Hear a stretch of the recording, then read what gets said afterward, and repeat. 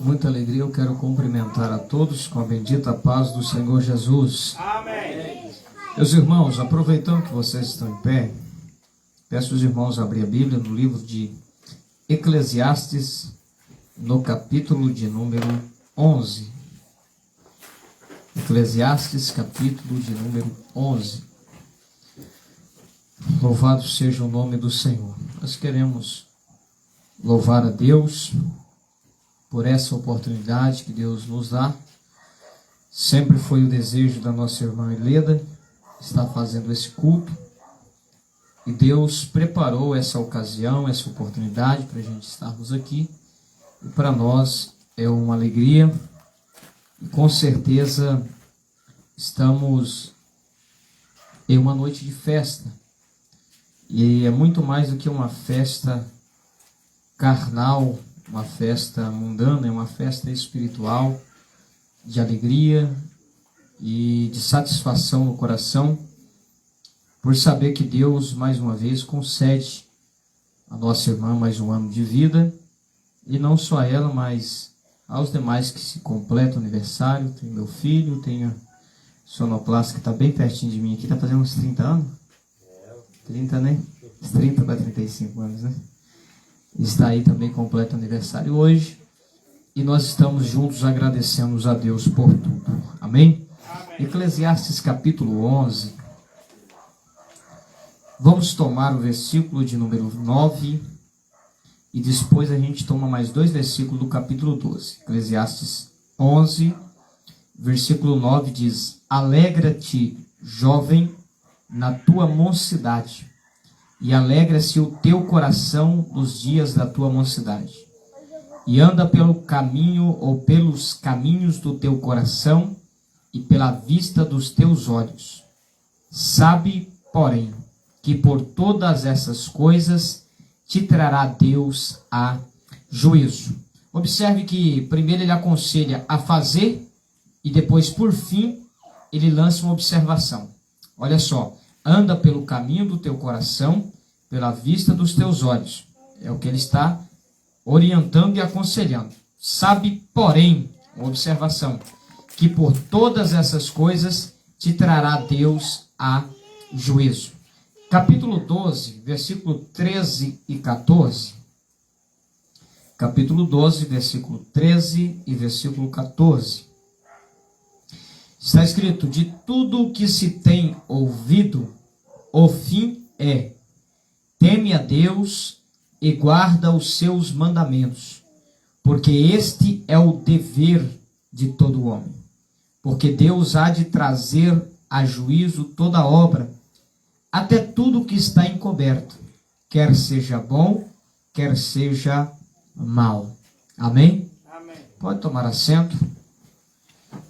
Quero agradecer a todos que vieram, que estão conosco esta noite, tanto os de casa quanto os que estão visitando, que estão a convite nosso, que estão a convite da irmã Heleda e que está a convite de outros demais irmãos.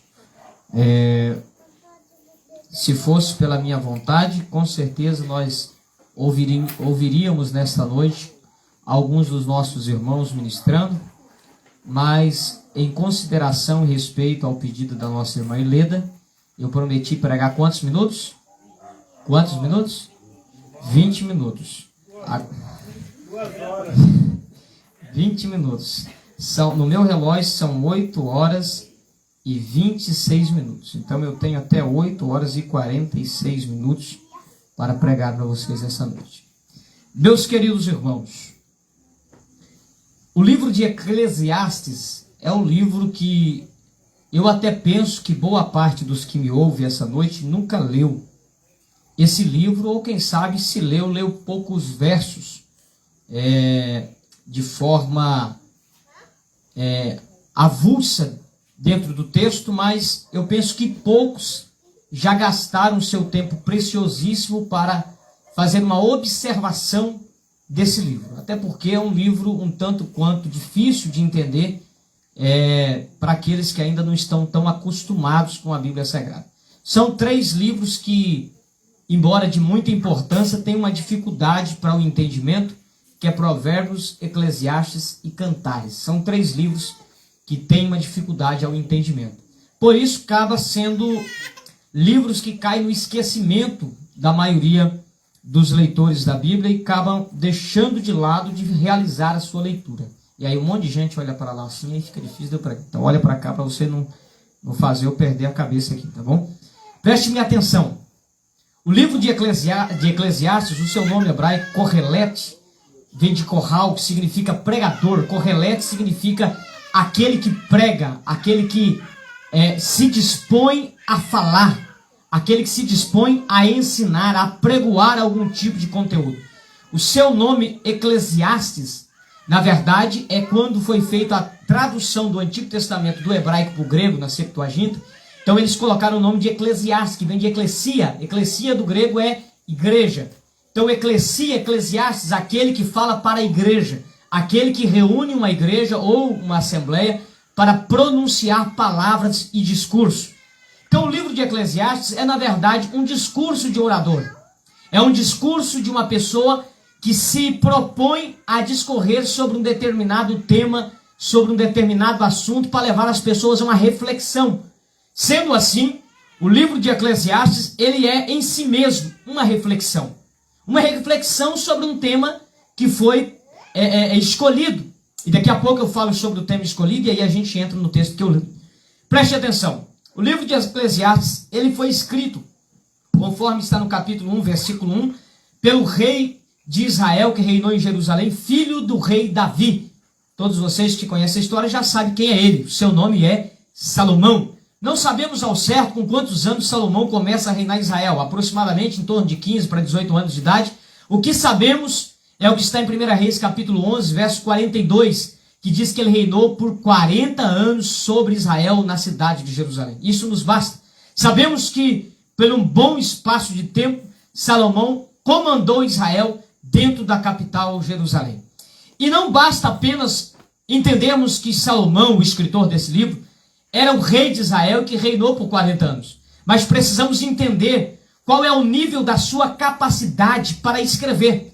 Porque, como o próprio nome, Kohelet, do hebraico, aquele que prega, aquele que discursa, aquele que faz uma oratória, é evidente que quem fala, que quem discursa, que quem promove uma oratória discussória a respeito de um tema, tem que entender do tema qual vai falar. Você pararia para ouvir alguém falar sobre um assunto pelo qual ele não sabe? Tem alguém aqui que se arriscaria a uma aula de medicina com alguém que nunca foi médico e que nunca estudou medicina? Tem alguém aqui que se arriscaria a estudar direito com alguém que nunca foi advogado ou nunca fez direito, nunca estudou nada sobre advocacia? Então, quando você fala que alguém vai discorrer, vai falar sobre um determinado tema, esse alguém, ele tem que ter capacidade preparatória para falar do tema pelo qual ele vai falar. Porque se não for assim, nós corremos no risco de ouvir alguém falar sobre algo que ele não sabe do que está falando. E aí Jesus vai dizer em Mateus 15, verso 14, se um cego seguir outro cego, o que acontece? Ambos caem juntos numa mesma cova. Ou seja, se uma pessoa que não sabe sobre um determinado tema vai te ensinar a respeito desse tema, você e ele vai cair na mesma cova. Porque ele não sabe e ensina você que também não sabe. Então devemos entender que o Kohelet, aquele que fala, aquele que discursa, tem que ser alguém que está capacitado a falar. Que está preparado para discorrer e para falar. Quando você pega, por exemplo, Esdras capítulo 7, verso 10, a Bíblia diz que Esdras preparou o seu coração para buscar a lei do Senhor e para a conhecer e, por fim, para a ensinar aos filhos de Israel. Veja que há todo um caminho a ser traçado. Primeiro, preparou o coração. Segundo, buscou a lei. Terceiro, buscou conhecê-la. E em quarto lugar é que ele vai ensinar. Então, o discursador, aquele que vai discursar, que vai falar, é alguém que sabe a respeito do que vai falar. E Salomão era esse. Se você pega, por exemplo, Eclesiastes capítulo 1, versículo 16, Salomão diz, eu me sobrepujei a todos que vieram antes de mim em Israel, no nível de conhecimento, no nível de sabedoria. O texto vai dizer que Salomão mesmo declara a respeito de si, dizendo, ninguém que veio antes de mim tinha conhecimento como eu tenho. Ou seja, eu tenho capacidade para falar, para discorrer sobre um determinado tema, porque eu estou preparado com sabedoria e entendimento para falar do que eu vou falar. Então o livro de Eclesiastes é uma fala sobre um tema. E antes dele falar sobre o tema, ele diz, antes de eu falar sobre esse tema, eu quero dizer uma coisa para vocês. Eu estou preparado mentalmente, intelectualmente, cientificamente para falar do que eu vou falar. Eu estou preparado para isso. E se você observa o texto, a Bíblia vai dizer em 1 Reis capítulo 4, que Deus se apresenta para Salomão de noite e fala, Salomão, pede o que você quiser e eu vou te dar. Salomão fala, eu não vou perder a oportunidade, eu quero sabedoria, para me saber sair e entrar no meio deste povo que o Senhor me escolheu. E a Bíblia vai nos dizer, no capítulo 4, verso 30 e 31 de 1 Reis, que Deus deu a Salomão tanta sabedoria, que ele tinha mais sabedoria do que todos de Israel, mais sabedoria do que todos do Egito, e o texto encerra no versículo 31 dizendo, e Salomão tinha mais sabedoria do que todos os homens. Era um homem extremamente sábio, com muita informação, uma cabeça que parecia um computador hoje em alta velocidade para trabalhar, como que fala hoje, nós temos aquela que você fala com o telefone, ele te responde rapidamente, como é que é o nome daquilo lá? Cadê os inteligentes aí? Aquela que você pergunta, ok Google já te responde, como é que é o nome daquilo lá? Inteligência? Siri. Siri. É a inteligência artificial, é isso? Inteligência artificial. Então Salomão, ele tinha uma capacidade semelhante a isso. Quando ele falava sobre um tema, a sua mente era alvoroçada para aquele tempo e se abria. E ele tinha uma intelectualidade, uma capacidade intelectual tremenda para falar. E quando você olha para o livro de Eclesiastes, agora eu entro no texto. Quando você olha para o livro de Eclesiastes, deixa eu cuidar do relógio aqui. Nós vemos que Salomão, com a sua sabedoria, ele vai pegar um tema para discorrer. E qual é o tema? Quando você olha para o capítulo 1 de Eclesiastes, versículo de número 13, Salomão diz assim, eu me propus esquadrinhar, examinar e buscar entender a vida do ser humano aqui nessa terra. Eu busquei a compreender como funciona a vida do ser humano aqui.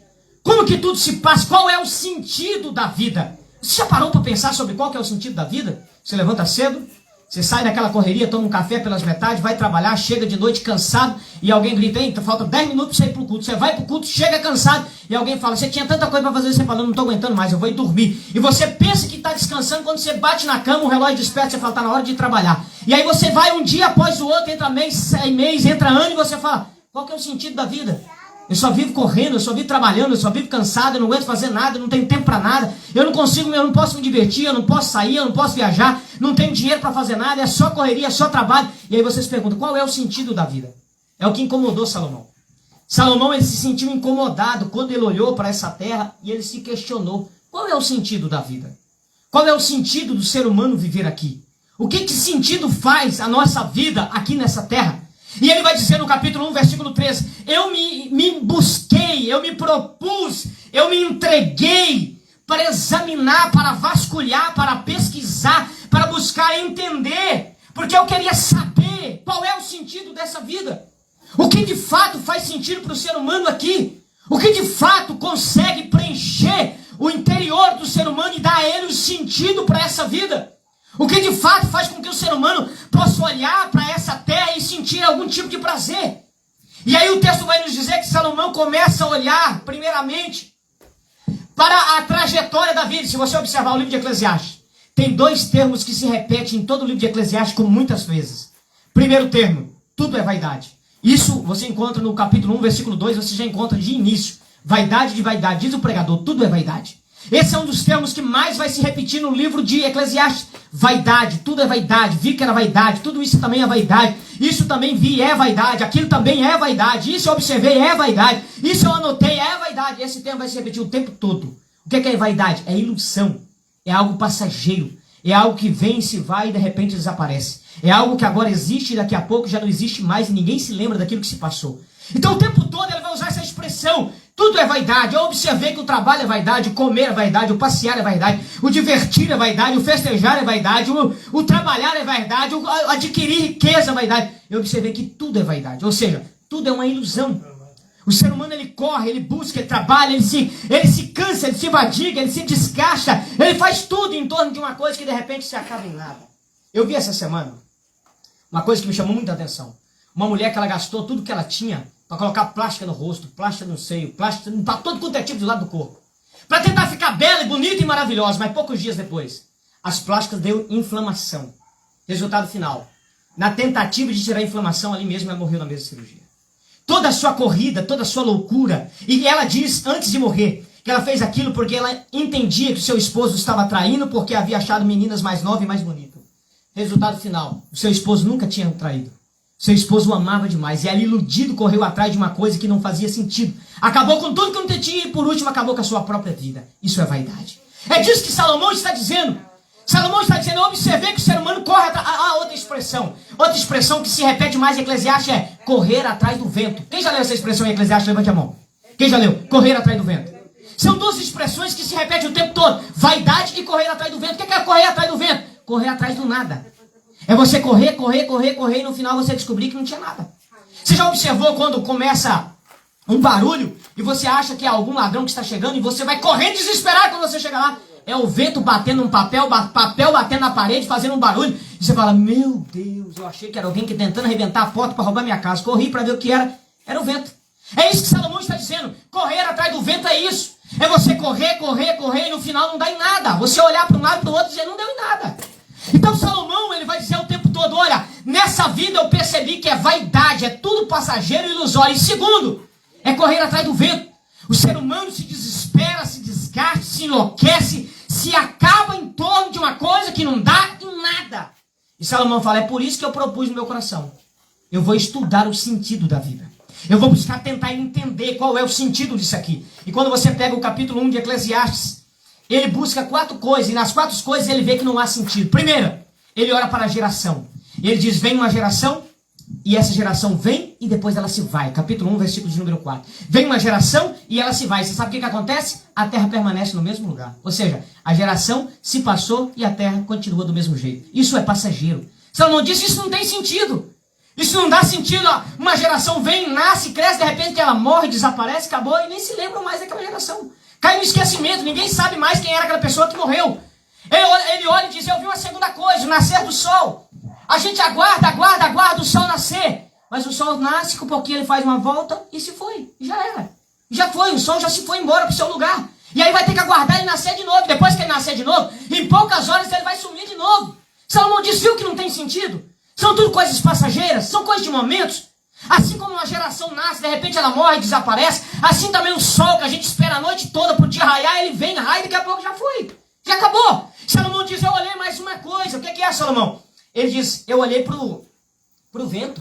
O vento sai, faz uma volta e daqui a pouco já foi. Cadê o vento? Desapareceu. Daqui a pouco ele passa por aqui e já foi. Você foi de novo. Desapareceu. Salomão diz, eu olhei para mais uma coisa. E essa me chamou a atenção. Os rios. Eles se juntam todos para desagar dentro do mar.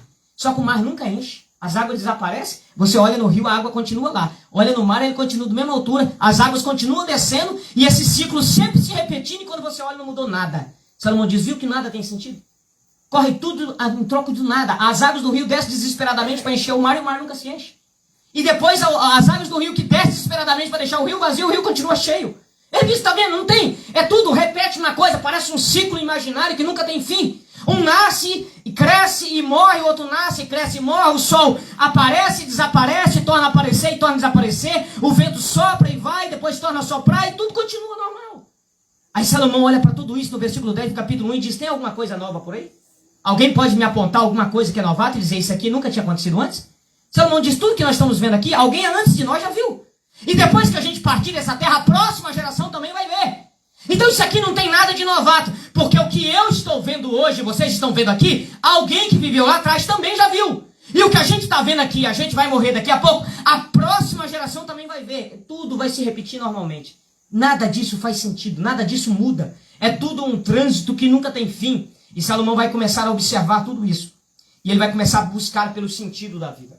E a Bíblia vai dizer no capítulo de número 2 que ele busca o sentido da vida. Primeiro, versículo de número 4, capítulo 2, versículo 4, nas bebidas. Ele diz, eu saí para beber vinho.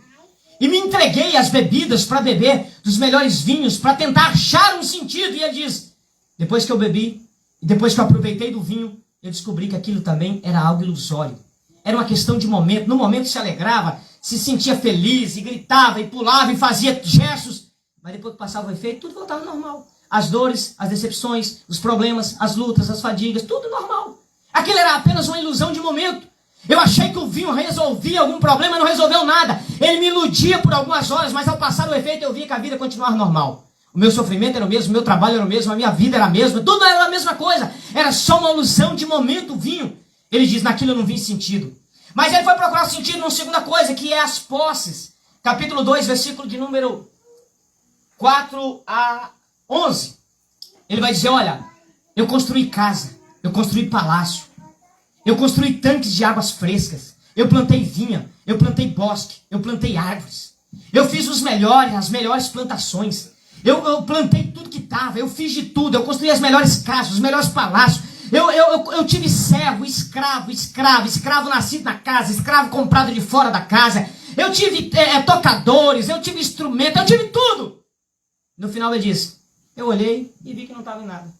Simplesmente aquilo era um prazer de momento. A casa que eu sonhava para ter quando eu tinha, de repente ela não tinha mais sentido. O palácio que eu lutava para construir, depois que eu acabava de construir, entrava para dentro, poucos dias depois eu olhava e dizia, se tornou normal como qualquer outro lugar. Não faz mais sentido. Os instrumentos que eu tinha vontade de comprar, quando eu comprei, poucos dias depois, não tem mais sentido. Você já viu quando você tem um desejo, um sonho de ter uma coisa? Você luta, quando você consegue comprar, você fala, nossa, eu pensei que ia ser uma coisa de outro mundo. Passou uma semana e está jogado com coisa que fosse uma coisa velha. Parece que não tem nem valor. É a ilusão que Salomão vê. Salomão diz, eu olhei para tudo aquilo, a todas as posses, tudo que eu plantei, que eu comprei, que eu adquiri, e vi, não, isso aqui não tem valor. Isso aqui é tudo passageiro, é ilusório, não faz sentido. E ele continua e ele vai buscar o sentido num terceiro local, que é na sabedoria. Capítulo de número 2, versículo de número 12 a 15. Ele diz, então eu busquei ter muito conhecimento, muita sabedoria. E eu busquei, eu me informei, eu fui em busca de conhecimento, eu me tornei o homem mais sábio. Versículo 16, ele vai dizer, eu tornei o homem mais sábio entre todos o povo de Israel. Eu se tornei uma pessoa importante, de intelectualidade alta. Ele fala, mas na hora da morte eu olhei e disse, vou morrer como qualquer outro. Minha sabedoria vai para debaixo da terra. Vai apodrecer como apodrece a cabeça de qualquer indivíduo que não sabe de nada. Da mesma forma que um cérebro de uma pessoa insensata, sem conhecimento, após morrer, vai apodrecer, a minha também. Do mesmo jeito que a pessoa insensata vai morrer, vai se tornar esquecido, e poucos tempos depois ninguém chora mais por ela, assim será por mim. Será só uma questão de momento, chorará no dia e depois todo mundo vai se esquecer. E depois a memória não vai se lembrar mais do meu nome, nem do meu conhecimento, tudo vai se apagar. Salomão diz, eu vi que aquilo também não passava de nada, era uma ilusão. Era apenas uma coisa de momento, e aí ele olha no capítulo 3, ele vai olhar e vai dizer, olha, eu observei que na verdade não adianta fazer nada. Por quê? Porque aqui na vida tudo tem um tempo determinado por Deus, tudo vai acontecer no seu tempo. Há um tempo que a gente planta, outro tempo que a gente arranca, há um tempo que a gente ajunta, outro tempo que a gente espalha. Há um tempo que a gente ganha, outro tempo que a gente perde. Há um tempo que a gente quer todo mundo perto da gente, outro tempo que a gente quer ficar longe de todo mundo. Há um tempo que a gente quer crescer, outro tempo que a gente já quer desaparecer. Ele vai dizer, olha, há tempo que a gente sorri, há tempo que a gente só quer chorar. Há tempo que a gente nasce, mas chega uma hora que a gente também tem que morrer. E ele fala, eu observei que tudo isso aqui é passageiro, que não adianta a gente querer mudar o percurso. Que as coisas vão acontecer do jeito que tem que acontecer e a gente não tem capacidade para fazer nada. Simplesmente o que tem de ser será, o que tem de acontecer acontecerá e acabou, eu não consigo mudar nada disso. Não é a minha riqueza, não é o vinho, não é as minhas posses, não é as minhas plantações e nem a minha inteligência que vai mudar isso. Tudo vai suceder de igual modo. E quando Salomão olha para isso e ele analisa tudo isso, capítulo de número 4, ele diz, eu olhei para a terra e enquanto tudo isso eu observava, eu via que a terra estava sendo corrompida por maldades, por tudo que é tipo de coisa que não presta. E ele continua olhando, e aí no capítulo 9, versículo 2, ele diz, eu observei uma coisa, preste atenção. Ele diz, eu observei uma coisa. Quando chega no final, todos morrem. Capítulo 9, versículo 2, ele vai dizer, 9, versículo 2 e 3, ele diz, na verdade o justo morre, e o ímpio também morre. O sábio morre, e o que não tem sabedoria também vai morrer. O bom morre, e o que é ruim também vai morrer. E ele diz, na verdade o que eu observei é que nessa vida aqui, tudo que a gente faz não vai mudar o percurso. A gente vai nascer e vai chegar um tempo que vai morrer sendo bom, sendo ruim, sendo sábio ou não sendo, tendo alguma coisa ou não tendo nada. Vai morrer do mesmo jeito. Ele vai dizer, a vida não tem sentido aqui. Aqui eu não encontrei sentido para essa vida. Porque tudo que existe aqui uma hora vai desaparecer. E depois que ela desaparecer vai cair no esquecimento. E ele diz, eu vi que o homem trabalhador, ele trabalha, ele ajunta bens e depois ele morre para outro desfrutar. E ele se vai, não leva nada do que ganhou, tudo fica aí. E é outros que vai desfrutar daquilo que nunca trabalhou para ter. E ele diz, eu olhei e vi que tudo isso é ilusão. que o homem corre atrás do vento o tempo todo, atrás de uma ilusão e não consegue chegar em nada. E quando Salomão chega nessa conclusão, termina agora. Quando Salomão chega nessa conclusão, aí ele diz, só que tem uma coisa. Capítulo de número 9, versículo de número 10. Ele diz, já que não tem o que fazer, já que tudo é ilusão, já que tudo é passageiro, já que tudo é correr atrás do vento, tem uma coisa. O que te vier na sua mão para fazer, faze conforme as tuas forças. Porque para a sepultura, para onde você vai, não há obra nenhuma, não há indústria, não há ciência e não há sabedoria nenhuma. Veja o que Salomão está concluindo, olha para minha gravata, eu estou terminando. Salomão está dizendo, gente, nessa vida tudo é passageiro. O beber é passageiro, o comprar é passageiro, o ganhar é passageiro, o possuir é passageiro, o enriquecer é passageiro, o plantar é passageiro, o ter é passageiro, o adquirir é passageiro, o se tornar inteligente é passageiro. E a única coisa que nos resta é fazer o que temos para fazer enquanto temos vida. A única coisa que nos resta é aproveitar o pouco tempo que temos para viver e fazer alguma coisa que preste enquanto temos vida. Jó capítulo 14, verso 1 e verso 2 está escrito: vi que o filho da mulher aqui nascido nessa terra é como uma flor que se aflora, mas também logo se murcha. É como a sombra que aparece, mas daqui a pouco ela some e desaparece. Não existe. E aí ele vai dizer, olha, capítulo de número 14, verso 7. A esperança para uma árvore que se for cortada, ainda que a sua raiz vier a apodrecer o seu tronco na terra. Aí ele vai dizer, ó, ainda que se apodreça ao cheiro das águas, essa árvore pode brotar. Porém, ele diz, mas e ao homem, versículo 15, e ao homem, depois de morto, quem o poderá trazer de volta para a terra? O que é que ele está dizendo? A árvore, se ela for cortada, e ainda que parecer que ela se acabou, ainda há chance para ela brotar e se tornar uma nova árvore. Mas e o homem, depois que morre, que chance ele tem? E o homem, depois que parte dessa vida para outra, que esperança que ele tem? E o homem, depois de findar os seus dias aqui, o que lhe resta, o que lhe sobra, o que a oportunidade que existe depois que ele parte dessa vida para outra? E Salomão observa tudo isso e ele diz, olha, o que te vier a mão para fazer, faze conforme as tuas forças. Porque depois que você partir dessa vida para outra, na sepultura para onde você vai, não há indústria, não há ciência e nem há nenhum tipo de sabedoria. Preste atenção no que Salomão está dizendo. E no versículo de número 11, no mesmo capítulo 9, ele diz, e eu observei e vi que não é dos ligeiros as carreiras, e nem é do valente a peleja, mas que a sorte pertence a todos. Sabe o que ele está dizendo? A lógica diz que o homem ligeiro é que tem que ganhar a carreira, mas eu vi que não é bem assim. A lógica diz que é o homem valente que tem que pelejar e vencer, mas não é bem assim. Eu vejo o homem fraco muitas vezes vencendo, e eu vejo o lento muitas vezes ganhando a corrida.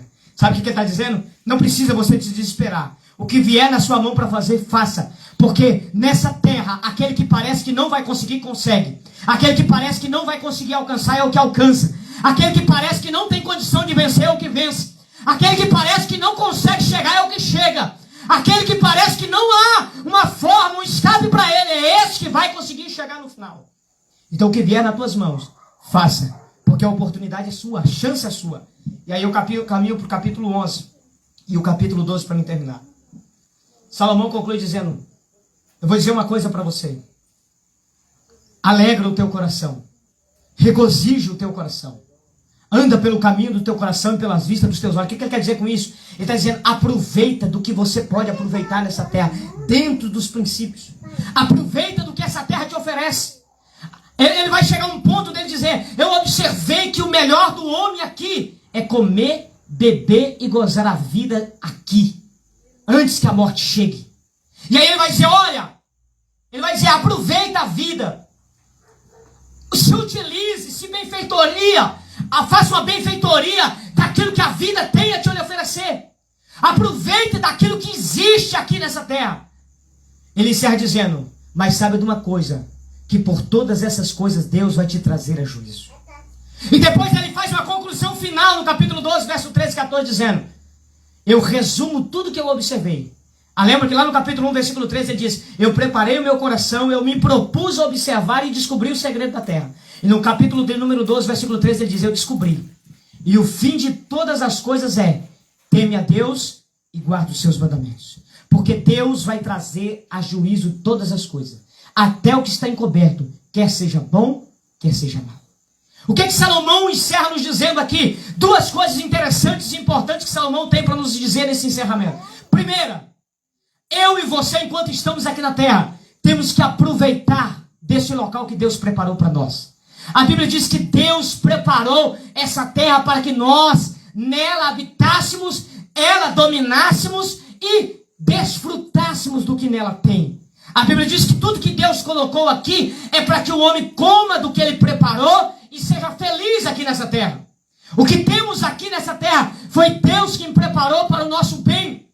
E a Bíblia vai nos dizer que Deus preparou para que desfrutássemos de todas as coisas. E Paulo vai dizer em 1 Timóteo capítulo de número 4, lá pelos versículos de número 5 e 6, que não há nada do que se rejeitar sendo recebido com uma ação de graças a Deus. Deus preparou toda essa terra, tudo que existe aqui para nós. E Salomão diz, aproveita. Aproveita o que você pode aproveitar. Aproveita do que Deus preparou para você. Se Deus te deu condição de ter um carro, aproveita o carro que Deus te deu. Se Deus te deu condição de ter uma casa boa, aproveite da casa que Deus te deu. Se Deus te deu condição de ter uma boa família, aproveita da família que Deus te deu. Se Deus te deu condição de ter riqueza, aproveite e faça bom uso da riqueza que Deus te deu. Mas a segunda coisa que Salomão nos mostra é que nós nunca podemos esquecer que um dia vamos prestar conta de tudo quanto fizemos aqui nessa terra. Ele diz, anda pelo caminho do teu coração, pela vista dos teus olhos. Só que sabe de uma coisa, um dia você vai prestar conta de tudo que você fez. No capítulo 12, versículo de número 13 e 14, ele resume dizendo, de tudo que se ouviu, o fim é, teme a Deus e guarde os seus mandamentos, porque Deus há de trazer a juízo a todas as coisas. Eu quero encerrar essa palavra nessa noite, dizendo para você que está me ouvindo aqui neste lugar, Deus preparou o melhor da terra e deixou aqui para nós. Eliseu, mas eu não desfruto o melhor da terra. Sim, porque a maldade tomou conta da terra. Muitos poderosos estão com tudo na mão e através, muitas vezes, de coisas erradas, muitas vezes através de injustiça, de golpes, de passar gente para trás, de derrubar um para subir no lugar. E é por isso que muitas vezes nós sofremos aqui. A terra tem espaço para nós e tem benfeitoria para todo ser humano. Mas enquanto uns se utiliza disso, maltratando e pisando o outro padece. E isso se acontece com a terra e de modo geral. Só que Salomão diz, fica tranquilo que vai chegar o tempo de Deus prestar conta de todas essas coisas. Mas Deus preparou tudo isso para nós aqui. Deus deixou tudo à nossa disposição. E Ele diz para nós nessa noite, aproveita de tudo. Aproveita de tudo que eu preparei para você. Só que nunca esquece de tomar conta, de aproveitar de tudo de forma consciente. O que é aproveitar de tudo de forma consciente? É você aproveitar sem se esquecer que você serve um Deus e que um dia você vai prestar conta de tudo que você fez. É você aproveitar sem se esquecer que nessa vida, tudo que você faz, um dia você vai dar conta. Nessa vida, tudo que você faz, um dia você vai prestar conta no final. E eu quero encerrar essa palavra dizendo para alguém que é nessa noite. Um dia, um jovem, diz a Bíblia em Lucas capítulo de número 15, a partir do versículo 11. Ele saiu da casa do seu pai, pegou muito dinheiro e foi caçar o sentido da vida no mundo. E a Bíblia diz que ele desperdiçou tudo vivendo uma vida regaladamente. Mas depois que ele desperdiçou tudo, que acabou com tudo, ele caiu em si e viu que o lugar que ele estava era o pior lugar que ele poderia estar. E que o lugar da onde ele saiu era o melhor lugar que ele devia estar, que era na casa do pai. Eu quero dizer uma coisa para você aqui me ouve nessa noite. Salomão buscou o sentido da vida na bebida, não encontrou. Salomão buscou o sentido da vida na riqueza, não encontrou. Salomão buscou o sentido da vida na sabedoria, também não encontrou. E por fim ele descobriu que o segredo da vida, o sentido da vida, é você viver bem e temer a Deus para que você possa partir dessa vida para outra, de consciência limpa, tranquila e sossegada. Glória a Deus. Para você que me ouve nessa noite, eu quero convidar vocês a estar de pé, nós vamos terminar. Para você que me ouve nessa noite, eu quero dizer uma coisa para você. O sentido da vida não está nesse mundo. Não adianta você buscar o sentido da vida nas bebidas que você não vai achar. A bebida ela é algo momentâneo. Ela é uma ilusão de momento onde você, por um momento, se acha dono do mundo, dono da razão e dono de tudo. Se sente poderoso, gigante, grande, imbatível e inabalável, e você se sente a melhor e a maior pessoa do mundo. Você às vezes maltrata, grita, fala o que não deve, faz um monte de coisa, mas é uma ilusão de momento. Quando aquilo passa, a sua vida é a mesma que era. Se você era pobre, continua pobre. Se estava sofrendo, continua sofrendo. Se estava chorando, vai voltar a chorar. Se estava vivendo uma vida de solidão, vai continuar na solidão. Se estava vivendo uma vida abandonada, vai continuar abandonado. Se estava doente, vai continuar doente. Aquilo é uma ilusão de momento. A riqueza também não pode fazer nada pelo ser humano. Vimos isso com muita evidência na pandemia que se passou recentemente. Pessoas ricas e poderosas gritando por um socorro e o seu dinheiro não conseguiu dar a eles o socorro que eles queriam. Pessoas ricas e poderosas que se julgavam dono do mundo, morrendo à mercê da sorte porque o seu dinheiro nada lhe pôde dar. A riqueza não pode dar ao ser humano o que ele precisa. A sabedoria também não pode dar. Grandes filósofos como Sócrates, Platão, Aristóteles e quantos outros morreram e restam apenas registros históricos. E ainda muita dúvida se a sua existência foi verdadeira ou se é uma mitologia. A sabedoria não deu nada para eles, a não ser um prazer momentâneo, uma ilusão momentânea. Todos eles morreram de igual modo. Partiram. E Salomão no capítulo 9 vai dizer: o ser humano é igual ao próprio animal, que não sabe de nada, que não trabalha para nada, que não ajunta nada, que não tem nada. Só que morre e apodrece. Assim também é o ser humano. É como um animal. Acha dono do mundo, poderoso, gigantesco, dono da razão, grande e magnífico. Morre, apodrece e seca e se acaba em nada. Salomão diz: eu olhei para tudo isso e eu vi que isso não passa de ilusão. Não há um sentido nisso. A conclusão de Salomão é: o único sentido da vida é você aproveitar enquanto você está vivo. É você aproveitar a chance que você tem enquanto você tem vida. O sentido da vida é você saber viver o hoje, até que a morte te separe desse mundo para o outro.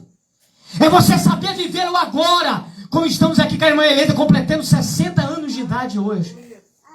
O sentido da vida é isso, é saber viver, é saber se levar, é saber trilhar caminho certo, para quando você sair daqui você ter uma certeza que o céu de glória te aguarda.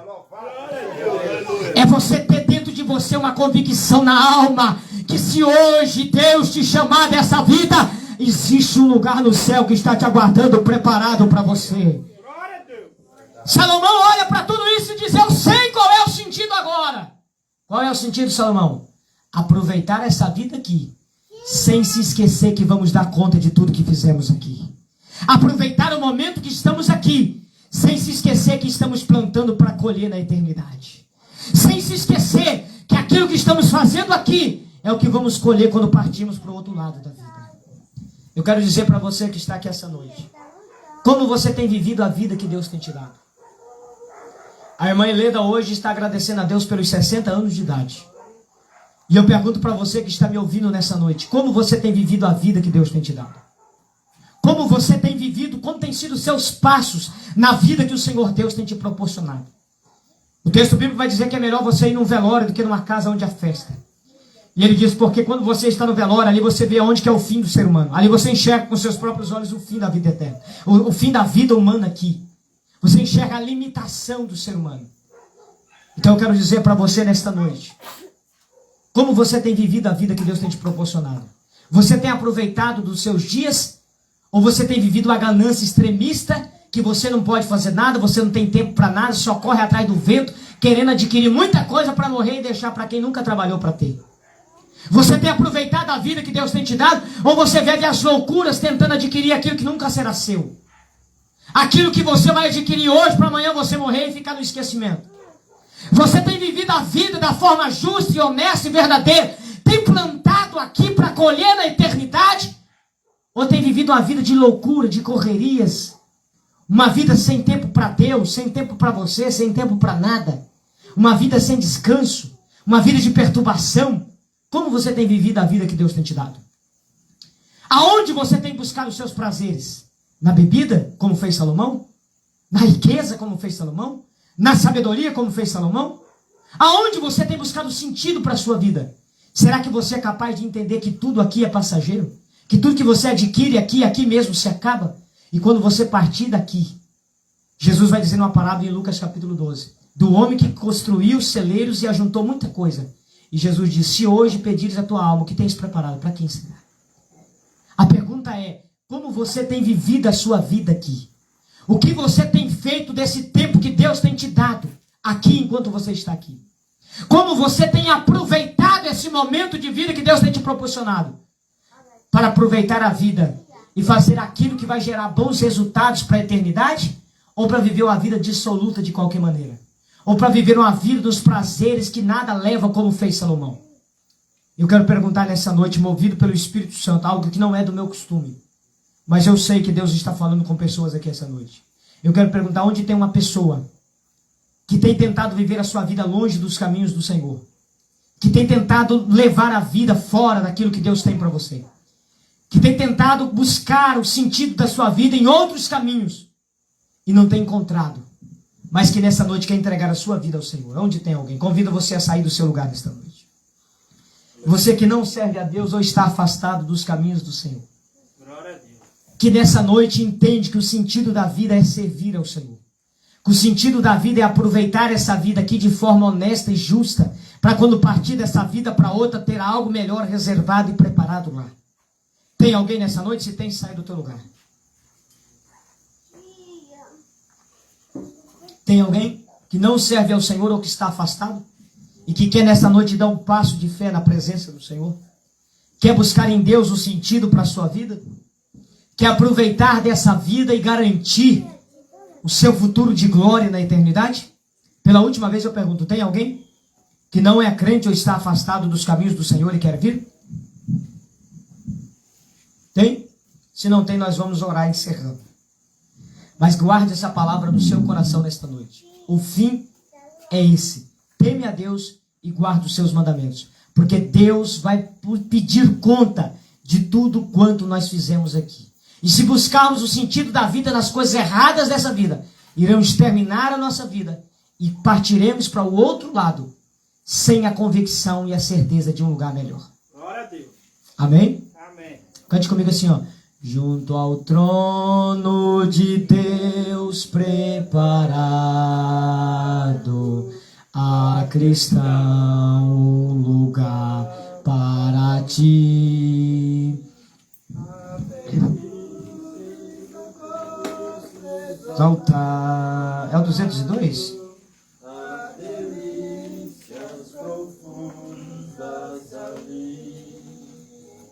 Sim, ali,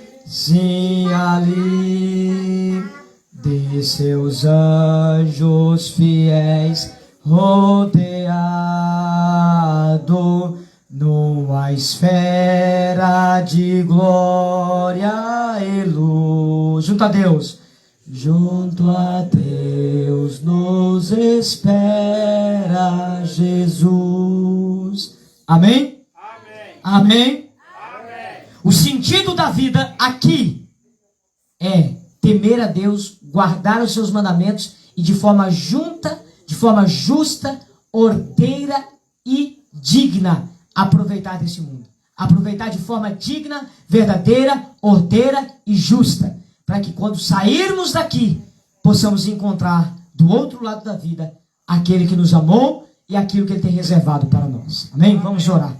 Senhor nosso Deus e nosso Pai, nós te agradecemos, te louvamos, te adoramos, te exaltamos, Senhor, nesta noite por esse culto, ó Pai, por esse momento que passamos na Tua presença. Te louvamos, meu Deus, pela vida de todos quantos estão presentes aqui essa noite.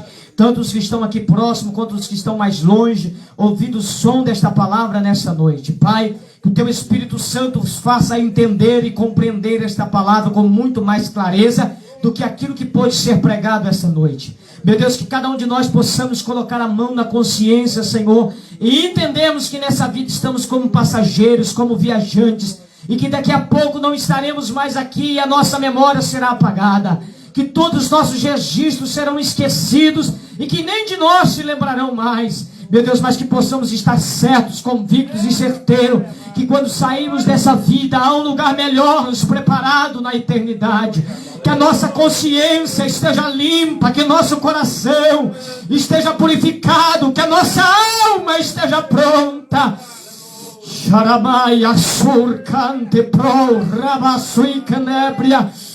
Oh Espírito Santo, prepara a nossa alma, o nosso coração. Prepara-nos, Senhor, para que quando o Senhor vier nos a recolher dessa terra, nós estejamos prontos, preparados, Senhor. Não deixa-nos cegos pelas coisas deste mundo. Não deixa-nos perdidos pelas coisas deste mundo. Não deixa-nos ser levados pelos prazeres dessa terra. Como diz o texto sagrado, tudo isso aqui é ilusão, é correr atrás do vento, é coisas passageiras, é coisa que hoje existe, amanhã não existe mais, é coisa que agora nos dá prazer, mas amanhã não nos dará mais. Meu Deus, mas que nós possamos estar preparados, Senhor, para quando o Senhor nos chamar. Meu Deus, em nome de Jesus Cristo, venha tocar em cada coração nesta noite, venha tocar em cada vida nessa noite, ó Pai. Venha preparar a alma do teu povo, meu Deus, de todos quanto ouviram esta palavra nessa noite, que o Espírito Santo do Senhor possa fazer cair temor em cada coração nessa noite, para que todos nós, Senhor, venha entender o teu propósito. Urabai Assur Cante Rapangou Urica Rebrando Ser Candarabia Cai. Deus nessa noite está falando muitíssimo com alguém que está aqui no nosso meio nessa noite. Prepare a tua alma, prepare o teu coração, porque poucos serão os teus dias na face dessa terra. Prepare o teu caminho diante do Senhor. Entenda a palavra que Deus está falando contigo essa noite. Prepara a tua alma, prepara o teu coração, prepara a tua vida, coloca a tua vida no altar de Deus, porque muito em breve Jesus vai te chamar. E que você esteja preparado, que você esteja pronto, que você esteja de vestes limpas, que você esteja de alma tranquila, para que quando o Senhor te chamar, você possa encontrar um lugar na eternidade. Você possa encontrar paz na eternidade. Você possa encontrar sossego na eternidade. Você possa encontrar descanso para a tua alma na eternidade.